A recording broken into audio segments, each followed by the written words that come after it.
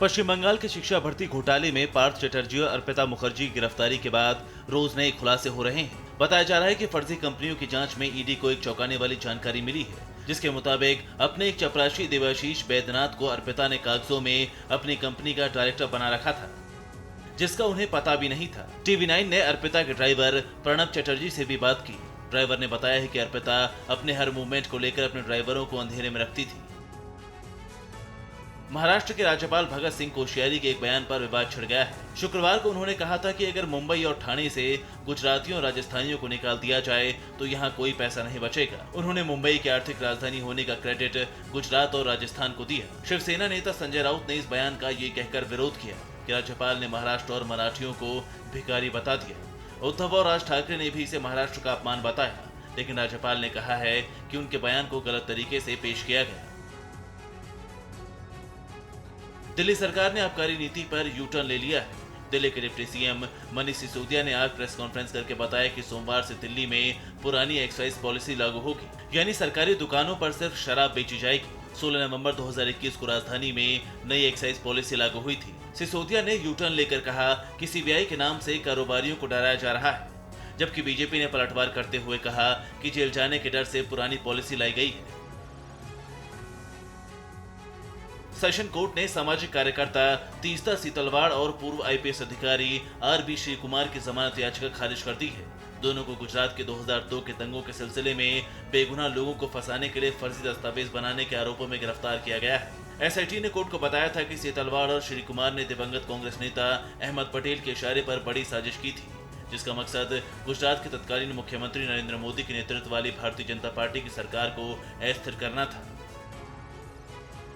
Uzbekistan की राजधानी Tashkent में आयोजित एससीओ की मीटिंग में भारत और पाकिस्तान के बीच मतभेद साफ तौर पर दिखाई दिए।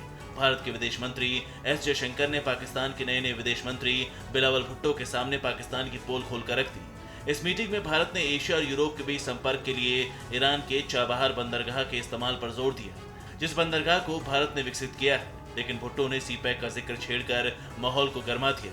सीपैक चीन और पाकिस्तान की महत्वाकांक्षी परियोजना है। स्पेन में मंकी पॉक्स से संक्रमित एक मरीज की मौत हो गई। ये यूरोप में मंकी पॉक्स से हुई पहली मौत है। दुनिया भर में अब तक कुल 7 लोगों की इस बीमारी से जान जा चुकी है, लेकिन मंकी पॉक्स के सबसे ज्यादा 70% केस यूरोप से ही सामने आए हैं। 88 देशों में अब तक 22,000 से ज्यादा लोग इस बीमारी से संक्रमित हुए हैं। हालांकि अमेरिका में हुए एक सर्वे से पता चला है कि इस बीमारी से 81% लोग बेखौफ हैं। सिर्फ 14% लोग ही मंकी पॉक्स को लेकर गंभीर रूप से चिंतित हैं। यूक्रेन ने दावा किया है कि उसकी सेना ने खारसेन में जारी लड़ाई में रूस के कई सैनिकों को मार गिराया है। शनिवार को यूक्रेन की सेना ने रूस के 2 एम्युनिशन डिपो भी टारगेट किए और पुतिन की सेना को भारी नुकसान पहुंचाया। कीव अब दक्षिणी यूक्रेन में काउंटर अटैक में जुटा है और रशियन सेना की सप्लाई लाइन को काट रहा है। इस बीच पश्चिमी मीडिया ने दावा किया है कि रूस के पास सैनिकों की कमी हो गई है और वो हजारों वेंटिलेटर्स को यूक्रेन भेजने की तैयारी में है।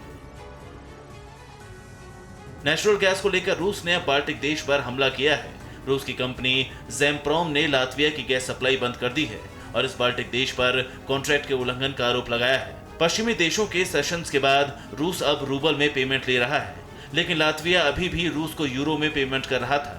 जुलाई की शुरुआत में ही लातविया की संसद में 1 जनवरी 2023 से रशियन नेचुरल गैस का इंपोर्ट पूरी तरह बंद कर देने का प्रस्ताव रखा गया था।